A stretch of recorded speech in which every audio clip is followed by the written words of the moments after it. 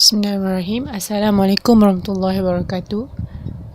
My name is Nur Syazwan Aina binti Ahmad Jamil. Today I would like to present about severe dengue fever with hemolytic anemia. Objective: main of this case reports are to determine what is dengue fever, to analyze the patient's demographic and history, to compare patient's laboratory findings against normal range, to analyze the suggestion treatments. What is dengue fever? Dengue fever is an infection disease carried by mosquitoes, caused by any of 4 related dengue viruses. Dengue fever is a flu-like illness spread by the bites of an infectious mosquitoes and an acute febrile viral disease characterized by sudden onset, fever of 3 to 5 days. Haemolytic anemia is a form of anemia due to hemolysis. Hemolysis is the premature destruction of erythrocytes. Hemolysis leads to hemolytic anemia when bone marrow activity cannot compensate for increased loss of red blood cells. There are 3 phases of symptoms of dengue fever, which is febrile phase, critical phase, and recovery phase.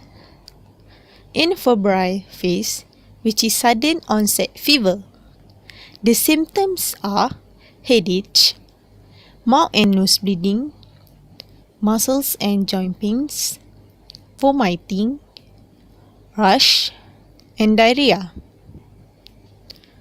Critical phase, which is hypotension, pleural effusions, ascites, gastrointestinal bleeding. In recovery phase, which is altered level of consciousness, seizures, itching, and slow heart rates. This is a basis of the illness, which is they have different types of days of illness, temperature, potential clinical issues, laboratory change, serology, and virology in the 3 phases of illness, which is febrile, criticals, and recovery.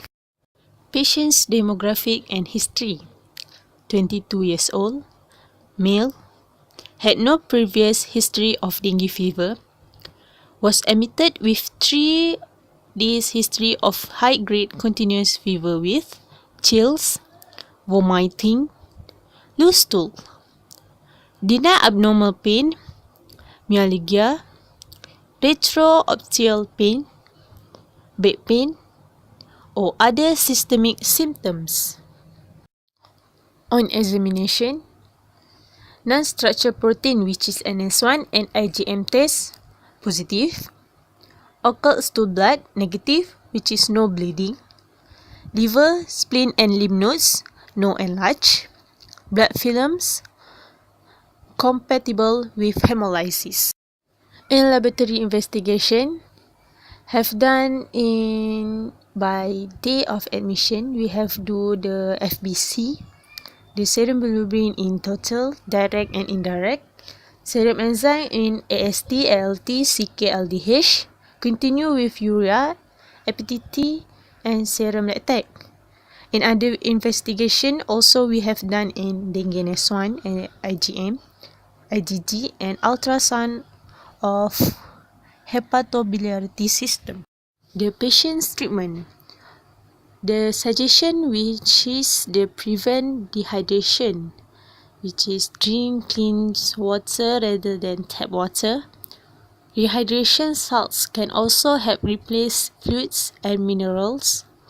Painkiller, non-steroidal anti-inflammatory drugs, and SAID, and Tylenol, which is paracetamol. Discussion: severe dengue fever with impending dengue shock syndrome developed hemolysis on day 9 of illness. There were no clinical symptoms or signs. Height of LDH, CK, and AST, also and the lower level of albumin, total cholesterol, and triglycerides. Continue with the renal profile was normal. The clinical picture was dominated by marked polyp jaundice and reticulocytosis. Prolongation of APTT may help differentiate dengue from surgical cause of abdominal pain. Conclusion: severe dengue fever important to detect early. In the second week of illness after recovery from the critical period, dengue fever with a short duration of a brief hemolytic anemia with a positive indirect COMS test. It alerts clinicians to consider hemolysis as a cause of anemia other than blood loss due to gastrointestinal bleeding in dengue. Implies the immune hemolytic anemia might be a potential clinical feature of severe dengue.